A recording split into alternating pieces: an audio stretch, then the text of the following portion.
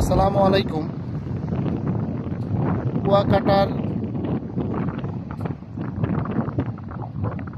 একদম পশ্চিম বিচ থেকে আপনাদের সবাইকে একটি নতুন ভিডিওতে স্বাগত। আমরা আজকে দেখব আল্লাহর সৃষ্টি, আল্লাহর মাহাত্ম্য।